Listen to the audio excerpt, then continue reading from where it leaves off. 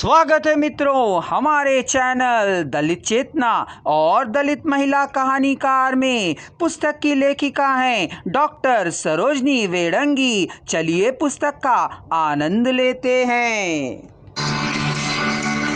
दलित हिंदी महिला लेखिकाओं ने अपनी अपनी कहानियों में इसी सामाजिक चेतना को यथार्थ के धरातल पर प्रस्तुत किया है।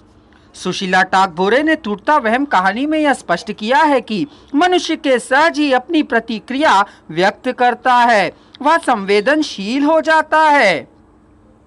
जब स्कूल में काम करने वाली जमादार को अन्य शिक्षिकाएं सतत बैठने से मना करती है, तब नायिका सोचती है कि उसमें मुझ में फर्क क्या है, उसको दी गई प्रताड़ना मेरी भी तो है। इसी प्रकार सुमंगली में सुगिया अनाथ है। उसके साथ हुए शोषण को देखते हुए उसके साथ काम करने वाली एक बुढ़िया उसका साथ देती है, वह उसे सांत्वना देती है। मजबूरन ही सही अपने बेटे से शादी कर उसे एक नया जीवन देती है। ठेकेदार के कारण पैदा हुए बच्चे को भी स्वीकार करती है। सीलिया में मालती और सीलिया समाज से प्रश्न करती है, जो पानी सवर्ण पी सकते हैं उसे हम क्यों नहीं पी सकते। द्रोणाचार्य एक नई कहानी में सुवास भी अपने शिक्षक से प्रश्न करता है और अच्छे मार्क्स लाता है और बड़ा अवसर बनता है। लेखिकाओं ने अपनी सभी कहानियों में शोषण के खिलाफ आवाज उठाकर सामाजिक चेतना के स्वर को मुखारित किया है। उनकी रचनाएं सामाजिक चेतना के दस्तावेज हैं, जिसमें भिन्न भिन्न चेतनाओं का सविस्तार मौलिक चित्रण प्रस्तुत किया गया है। सामाजिक चेतना ही दलितों के उद्धार की प्रथम सीढ़ी है। इसी प्रकार लेखिकाओं ने समाज में उत्पन्न आर्थिक स्थिति का चित्रण भी बखूबी किया है। सभी समस्याओं का मूल अधिकार अधिकतर अर्थ ही होता है।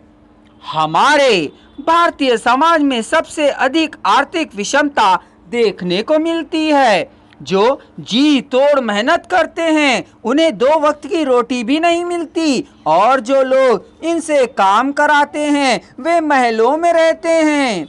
इसी विषमता के कारण हमारे समाज में कई आर्थिक समस्याएं उत्पन्न होती हैं, जिसके फलस्वरूप आर्थिक चेतना का सूत्रपात होता है।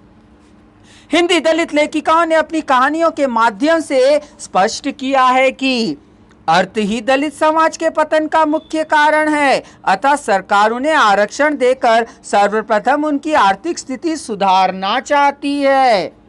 सुनीता कहानी की सुनीता को उसके पिता पढ़ाना नहीं चाहते और शादी करने के लिए तैयार हो जाते हैं।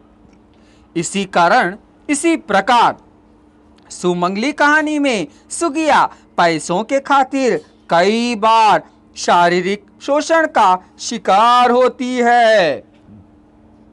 भूख कहानी में स्वयं पिता ही अपनी हवस मिटाने के लिए अपनी बेटी और उसके बच्चों को 500 रुपए में बेच देता है।